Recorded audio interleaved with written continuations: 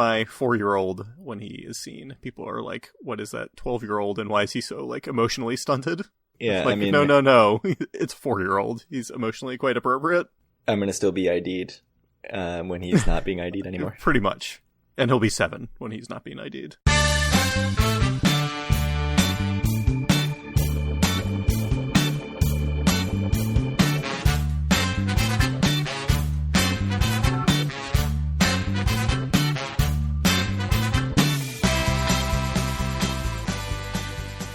Howdy, it's Wednesday, September 2nd, 2020, and this is episode 133 of Due for a Win, the Atlantic City and Casino Biz podcast. I'm Kyle Askin, joined, as always, by Craig Stone. What's good, Craig? Eating inside at the casino, drinking inside at the casino, smoking your cigarettes inside at the casino. All of those things are good. They are all good. I don't smoke cigarettes at the casino. Yeah, I was going to say, have you ever smoked a cigarette? I know, at least in college, you had prided yourself on never in your life doing it. Is that still the case? Smoking a cigarette? No, I had smoked cigarettes. Oh, really? There was a little while, I don't anymore, but there was a little while where it was pretty much exclusively a casino thing. But, no, not anymore. I swore that was a thing that you would talk about. All right. I've never smoked any of the drugs. Yeah, I mean, that's fine. But... This is Narc Chat. Yes, Narc. Yes, tell us, listeners, how much drugs you have smoked, because we are not Narcs. We totally look like Narcs, too. Sometimes I'm walking by the high school kids. Let me tell you, like, Hoboken. If anyone had seen you, like, you know, out in the wild, they'd be like, that dude is totally, you know, Nelson Van Alden. What? Fine. Your menacing demeanor. You know. Yeah, Nelson Van Alden is significantly more intimidating than I am, I think. That is true. That is true. He wasn't even in the last episode. What's up with that? Anyway, 1933, what happened? Speaking of Nelson Van Alden. Yes? Prohibition was repealed, putting Nelson Van Alden out of a job. Legitimately, yes. Nelson Van Alden, not a real person, but Prohibition repealed on December 5th, 1933. So I went and looked for some information about it, and the place that I found the information was Boardwalk Empire by Nelson Johnson, the book, which is actually an Atlantic City history book and not a fictionalized account of Nucky Thompson.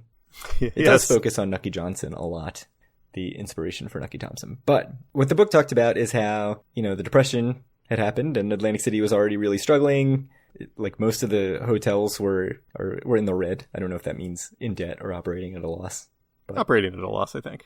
In the black is a profit, in the red at a loss. Anyway, yeah, so all of a sudden, you know, you could get booze anywhere. So the repeal of Prohibition was supposed to be helping the economy across the country, except one place it did not help was in Atlantic City. So it took away their advantage in attracting conventions, because all these conventions were like, let's go where there is booze, and that was no longer only Atlantic City, and it gave people from Philadelphia one less reason to go.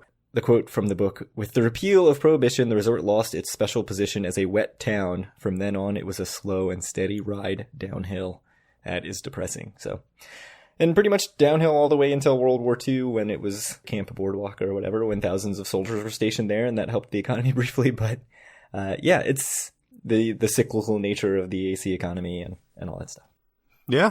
I mean, it's sort of like how once all the states opened casinos, it was a slow and steady ride downhill. Yeah. Yeah, it's been some nice uphills and then, yeah, a lot of downhills. Until pretty much like last year is when it first started going back up. So and then the COVID happened. That's true. So speaking of the COVID, what's been going on in Atlantic City? So the latest news, as I alluded to earlier, is that indoor dining, drink service, and smoking on the casino floor will all resume on Friday. This Friday, right? September 4th. That is correct. That's nice. I know a lot of people are very excited about that, posting both in our Facebook group and the Everything AC Casinos Facebook group, saying that that's something that was a deal breaker for them. Do you agree with that? Do you think that it's going to be a big driver of people going back to AC, knowing that they can now drink and smoke on the casino floor? I doubt it, but it certainly can't hurt. I mean, going to AC and not being able to eat at a restaurant or, you know, drink on the floor or smoke on the floor, if that's what you like to do, it does seem like it would make it much worse, but I doubt that there was a ton of people who were like, I was going to go to Atlantic City, but because I can't do this, I won't. Yeah, I'm interested to see if that is like a loud minority of the people who are saying, I went and it sucked because there's no drinking in the casino, or I'm not going to go because I can't drink in the casino or eat at the restaurants I want to eat at. Or if it's really that people grouse about it and they still went because they're gamblers in Atlantic City is their gambling destination, and so they went anyway.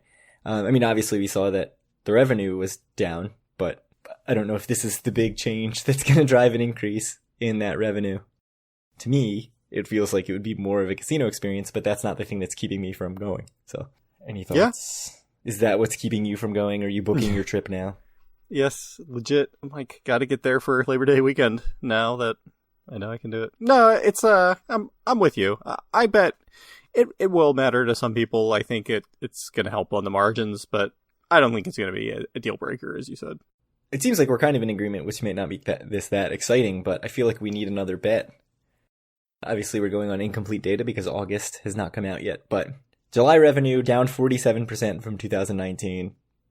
If September revenue was down 47%, it would mean $118 million brick and mortar. Do you want me to try to pick an over-under that I think would actually be reasonable and let you bet on it? Actually try to do it right for once? I would love that because it means I don't have to do it. So. Okay.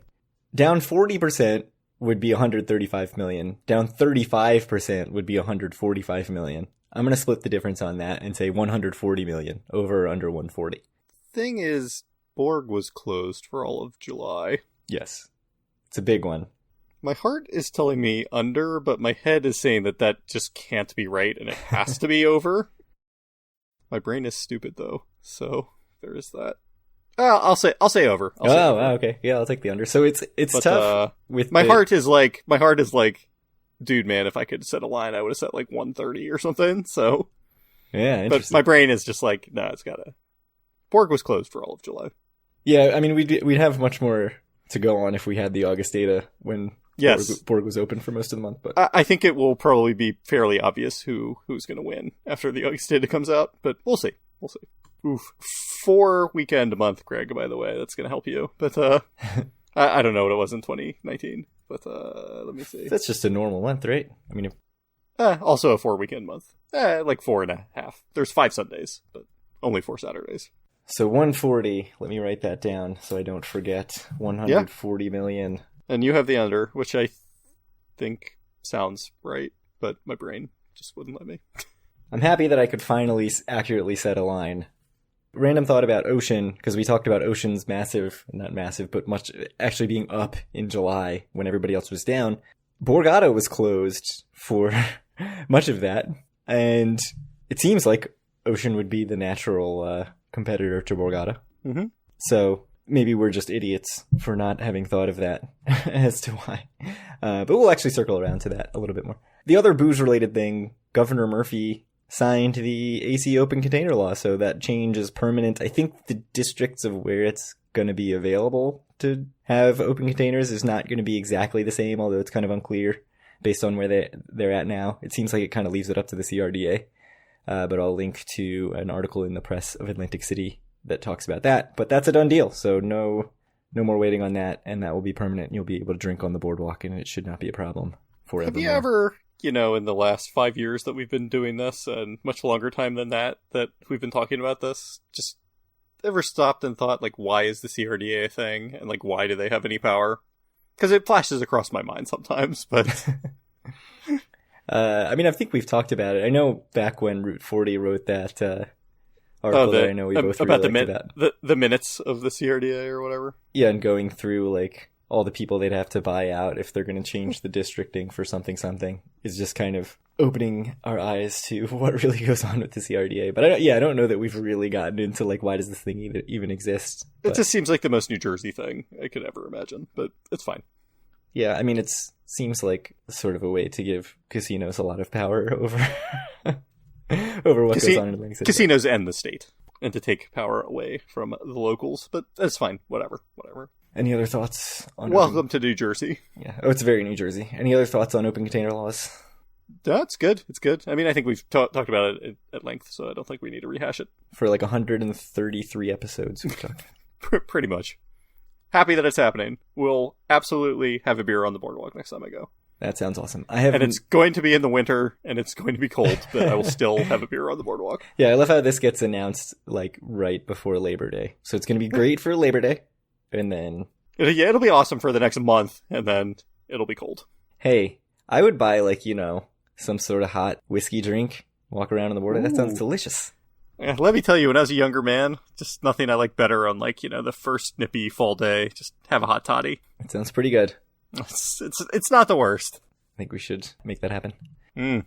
All right, I have no idea what the order is going on with this agenda, but Sky Garden Grill is now open at Ocean, 4 to 11 p.m. daily. Reservations suggested. So what Sky Garden Grill is a setup of outdoor tables on the lobby level at Ocean, so on their like patio at Ocean, and they've set up basically big grills or smokers or whatever and created a menu based around that. And so who knows what this means with indoor dining back, but cool idea. I actually hope they keep it as like a seasonal thing, because I think that's something that Ocean should be utilizing. Yeah. I don't know. I don't have too much else to say. It seems like it makes sense.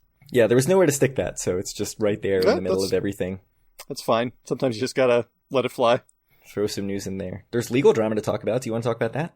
Yeah, so we talked briefly about last month when we were talking about the sale of Bally's to Twin Rivers, that one of the things that everyone thought was going to be part of that is that the Casino Control Commission was going to force Caesars to lift all of the deed restrictions they have in Atlantic City, until there was some last second complaining about it by Hard Rock and Ocean, and then there was some very secretive and sketchy sounding backroom meetings happened. They did not actually get like to speak as part of the meeting, but everything was like delayed, and then all of a sudden that thing was off the table. That is very New Jersey as well. So the current owners of the Atlantic Club and the Claridge are quite upset and are suing to try to get them to lift the deed restriction. But I think the most important thing of this article is, you know, who's not suing? The Showboat. That's right. Friend of the podcast, Bart Blatstein, is not suing for reasons that aren't entirely clear to anyone, at least that wrote this article. Yeah, I don't know. I mean, maybe Showboat wants to keep friends in the area. Who knows? So now they're talking water park at Showboat. Does that mean no on the casino that was supposed to be next to Showboat? Are they going to have a water park and a casino? Does it not matter because neither of those things are going to happen? Like, those are the questions that we need answers to. Should we ever believe that Showboat's going to do anything? Probably not. The answer is no. So there's a whole bunch of declining to comment. Atlantic Club's attorneys declined to comment. Claridge's attorneys declined to comment. Bart Blatstein declined to comment. Insofar as, like, Bart Blatstein has been complaining about how he wants to open a casino for years. Like, yeah. This is his opportunity to do that. And he's not even joining the lawsuit. Yeah, I don't know. Maybe he figures he has his plan. Anyway, which is to use the volleyball courts. But I'll link to the David Danzis Press of AC article that talks about that. But kind of interesting that is not quite dead yet. The other legal thing that came out from Wayne Perry of the Associated Press is that Borgata is suing Ocean over poaching executives who have information about top players. A bunch of people in both Facebook groups, our Facebook group and Everything AC, were saying this is old news, but maybe since we don't actually go to Atlantic City and talk to hosts. Yes, we don't have hosts. Have the inside track on this, but it seems Borgata's pretty pissed about Ocean taking a bunch of their people. I mean, it sounds like some of the things that some of these guys did when they moved over were a little sketchy, like, you know, taking some property with them physically from Borgata, and that's probably a no-no, just given what I know about the tech industry, which is where I have at least, you know, some idea of how this works. But in terms of just, you know, people who have people's numbers and their personal cell phones and stuff, like, I think that's just how this stuff goes. So I don't know if there's much of a suit, you know, possible there. Any time that, you know, there's someone who has clients that they've gained over years, whether it be they work at a brokerage firm or a law firm or whatever, like, there's always some risk that they're going to take those guys with them when they leave. So I don't know what the big deal is beyond, you know, the actual bad stuff that, you know, some of these guys took with them. So it's basically the argument is, you know, they're trying to draw the big players from Borgata to Ocean, and the way that Ocean is doing that is hiring people who know the big players and have relationships with them. Which that's right. That's how it happens. I mean, the one thing that Borgata does say is that these people, or at least some of them, have non-competes for a year after they leave Borgata, and they are not waiting a year until they're going to Ocean. Yeah. So I just don't know enough about the industry. Like, it seems like you'd have a suit against the individual people then, right? Yeah, I don't know, unless they're going to argue it's some pattern or something, but I don't know. Seems like something that money will get thrown at and decided. I mean, unless Ocean is physically like, hey, you need to come over here and break your non-compete and, like, by the way, steal this Borgata property with you when you come, then, like, they're probably in trouble. But interesting, though, that also goes back to Ocean's big month while Borgata's closed in July. Like, yeah. Maybe related? I mean, we've been talking about how they've been going gangbusters for a while, and I'm sure that these hosts were probably a fairly cheap way to help juice their numbers. I mean, it sounds fairly sensible from my perspective if that was, played a helping hand in this the last few months, which, because I believe you when you say that people are like, yeah, that's been happening for a while. I mean, it makes sense. Outside of the, potential illegalities or contract breaking or whatever. Seems like smart business. Just hire everybody from Borgata and be like, who do you know that plays at Borgata? Yes. All right. So we'll see where that goes. Also, hire, all the top podcasters to talk about your property. Oh, yes. Everyone should be doing that. I can't believe that we're not on the payroll of every single casino in Atlantic City. I know. I just can't believe we can't get a better deal than with crappy Chickies and Pete's. Chickies and Pete's, when you want some pretty mediocre food. We have a great deal with Chickies and Pete's. Yes. Which is, we mention them. They have a good beer list. They give us nothing. Yes. They don't know that we mention them. Hey, we get free crab fry sometimes. Hope that they don't send us a cease and desist. From the kiosks at Tropicana, not necessarily from our dealers with them. Yes, right. For the same kiosk that everyone gets. Yeah, that's right. Everyone actually can get free crab fries at Chickies and Pete's. That is true. I think literally, I don't know if you even need a card. You probably do. There's probably like coupon books on the way into the Tropicana that just have it. So, the other piece of news that we want to talk about is that there was actually an article that came out about what Twin River Holdings is planning to do with Bally. So do you want to talk about that a little bit? Sure. This was exciting. This was the first piece of news that came out. Before all the other news that's, some good news and some interesting stuff, like the Borgata lawsuit against Ocean. But reading this article about plans for a property and what some place is going to do and invest in a property on the boardwalk was like, it's like going home. It's like what the podcast was meant to be about. But now this article is so old, I can't even remember what was being covered. But would you like me to talk about it? I just read it today. Go for it. All right. Basically, it was just talking about how Twin Rivers is going to come in and how they're planning on spending a bunch of money on changing all the rooms around. They mentioned adding more suites, bringing in new restaurants, trying to just basically spruce up the place, adding meeting and convention space, enhancing the spa and pool area, bringing a sports book on day one, which they said they would try to have right off the boardwalk somewhere, which I don't know where exactly that would be, but... Yeah, without the Wild Wild West space, I don't really see how they do that, but... Yeah, pickles. Just put it right there. Oh, that'd be great. Yeah, or, get rid of creepy Johnny Rockets. Nah, Johnny Rockets I think does pretty well, so they're not going to do that, but yeah. Sounds like they're hopefully going to come in and spend some money on Bally's. And, they talked a lot about how they're going to try to bring down a bunch of people from their current properties, which they mentioned are in southern New England. And I think they mentioned 2 in Rhode Island in specific. So sounds good. I mean, bringing in another company to Atlantic City can only be a good thing. Yeah, I mean, it'll be interesting to see because there are things about Bally's that I like. And I know I kind of crap on Bally's pretty regularly. A lot because Caesars just hasn't done much with it. But, like the lobby video poker bar, I kind of like... There is a lot of nostalgia for just like that used to be where we spent all our time, right? all of our time in the Park Place, yes. It's dumb, but one of the things that I really hope they restore to its former glory is the big escalators that go up to the the 6th floor. Right next to the escalator is just like the random assortment of table games like running along both sides. It's not nice, but I have a lot of memories there, sitting next to them, not actually in the Asia room or the high limit room, but like right outside playing playing Pai Gow poker or whatever. I think the whatever it is, 2 or 3 tables that are the closest to that walkway, the closest to the Asian room, are probably the tables that I've spent the most time at in Atlantic City. It's interesting that they mention the room product and how they're going to update the rooms because that was one thing Caesars did put some money into, upgrading to the Jubilee rooms, which I don't think is definitely not all the rooms, but I'd be interested to see if they completely even redo the Jubilee rooms because while they're sort of nice, it is really just like a wallpaper and carpet job. It's not like those rooms are still not great. Like they look newer than the older rooms do, but it wasn't really like a full reno, I would say. And the same thing with the casino floor, like they did, I forget what it was, like $10 million or something. They put a carpet down, man.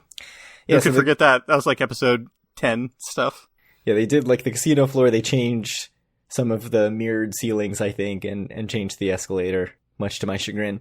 And yeah, I mean, I feel like there's just a lot of things that they could do to make it better if they just put a little bit of effort in and a little bit of money in, if they deployed some capital dollars, which it seems like they're going to do. So that's exciting, and I'm interested in seeing some renderings and some plans and stuff. Who knows how long this is going to take, and who knows if this is going to get slowed down with COVID. I expect there's not going to be a huge rush to do this stuff because of COVID, but who knows? Maybe if the September data comes in and it's just gangbusters because you can drink and smoke on the casino floor now. I mean, if anywhere is going to benefit from being able to smoke on the casino floor, it's Bally's. One thing they mentioned, name still to be determined, and there was sort of a hint that Bally's is not totally off the table as the name going forward, but I would be very surprised. They did mention they're trying to secure it, but I can't see how that possibly would happen, but who knows? Yeah. I kind of don't want it to be called Bally's. Maybe I'm alone in that. I guess it probably doesn't really make a difference in the long run. Bally's grand. No, yeah, we'll see. We'll see what happens. Dr. Dave is right. Just call it Park Place.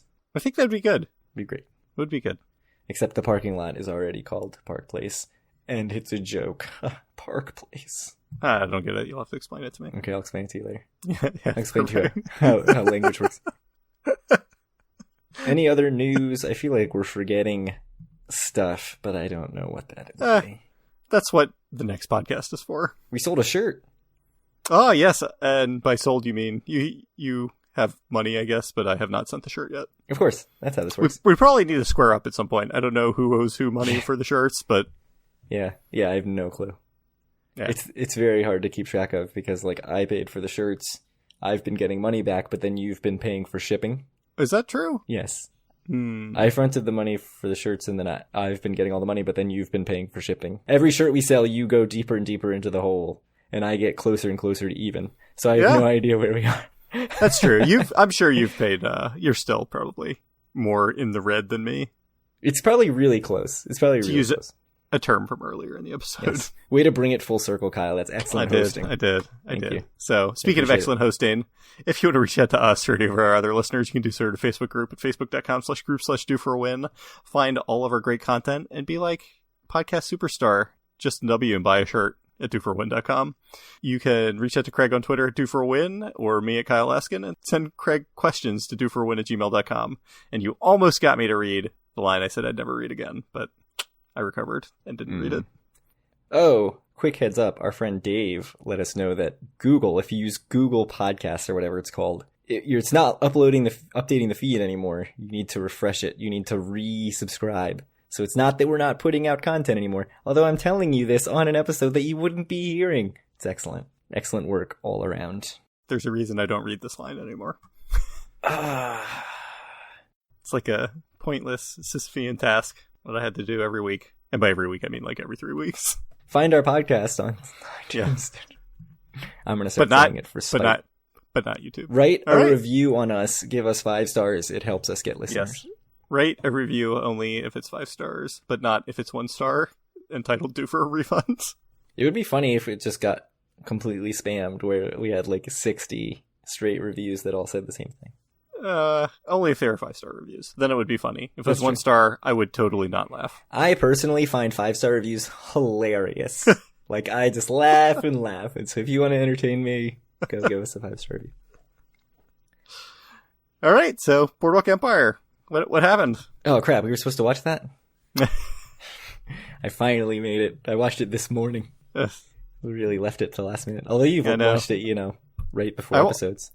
Yeah, and I have watched it immediately before episodes, but I've been better recently. I watched this one Sunday night, so. To be fair, we were supposed to record last night, so. Yeah. So should I run down the plot, or are you doing this one?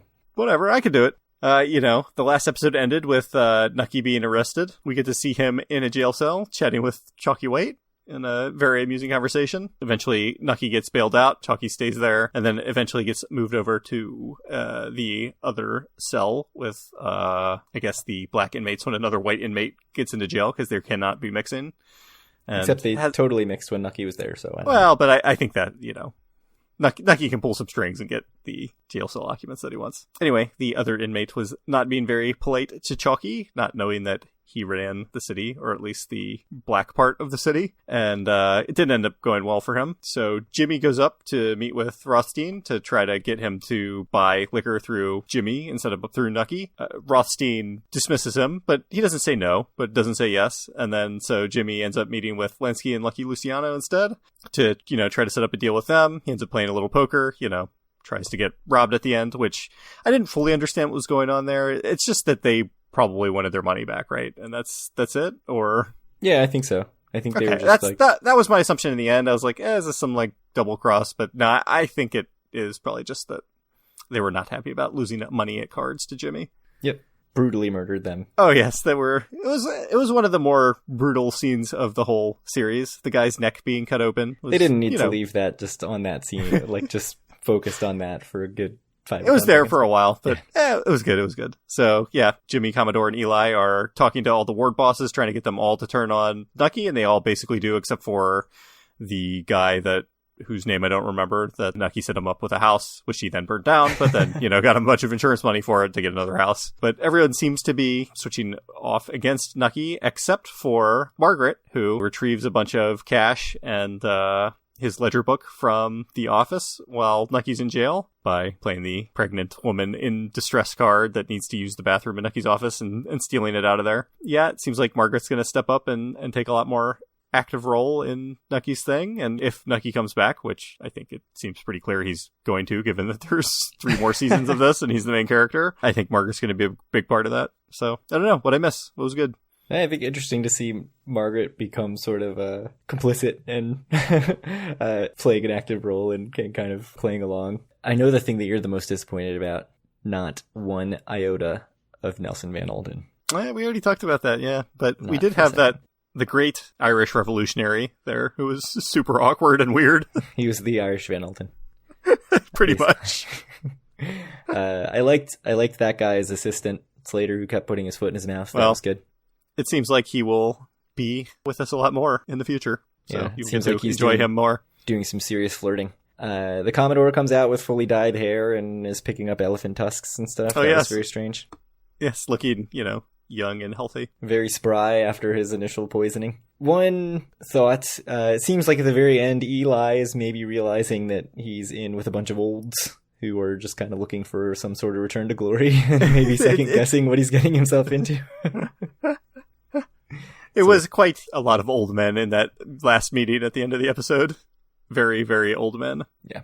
Also, seems like the Commodore and his team are like vastly underestimating Chalky, and I think that's kind of why we got the scene with Chalky proving the influence that he wields in the black community in Atlantic City. And yes. After earlier in the episode, Commodore kind of dismisses him as like, he's easy to, take care of or do an end around on and handle liquor through somebody else. But any other things stand out? Any other main scenes? It's tough without Van Alden. You don't have any real standout scenes. No. No Lucy, no Van Alden. What am I going to do? Violence. Just gratuitous violence. Is there a sober reporter at the Philadelphia Inquirer? Nucky asks. We'll have to email some Philadelphia Inquirer reporters and find out. Amy S. Rosenberg, she'd tell us. Amy Rosenberg, she can definitely reach out to us and let us know. My understanding, as someone who has a journalism degree and attempted to work in journalism, is that is still an industry with a lot of drinking on the job. Yeah. I mean, I work in IT, which is also an industry with a lot of drinking on the job. I'm drinking right now and we're on the job. I mean, we technically work for a company that's a little more buttoned up, so it's not just like kegerators in all the offices like a bunch of the startups have or anything, but there still is. You mean very buttoned up? Yes, indeed. More drinking on the job than in most industries, I think. Yeah. I don't know. I don't have anything else. It was a good episode, like always. We probably should cut down on the plot recaps and turn up on the amusing things. We'll do it next time. We'll do better next time, team. That's true. We're getting like, it's getting to be like third 5 of our minutes episode of content is plot recap. Empire. It's too much.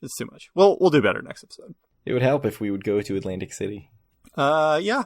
I don't disagree. I realize the thing keeping me from going to Atlantic City is not really like my fear of safety or whatever. It's my fear that if something were to happen, my kids would then have to be home for 2 weeks. That is true. Because they would be directly connected. All right. Thank you guys very much. We will both try to go to Atlantic City one day and do better with the Boardwalk Empire plot recaps. Everybody loves it. Everybody loves it. Talk to you in 2 weeks. Have a nice Labor Day.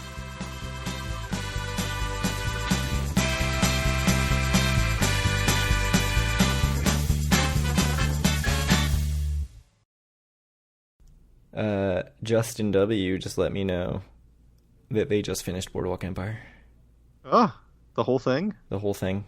What a madman. He would also like to know if he will get his shirt by September 26th, when he will be going to Atlantic City. I will put it in the mail tomorrow. Unless it rains a lot, then I will not. But you know what would be amazing? To be going to Atlantic City. That would be nice. It would be a good thing to do, wouldn't it?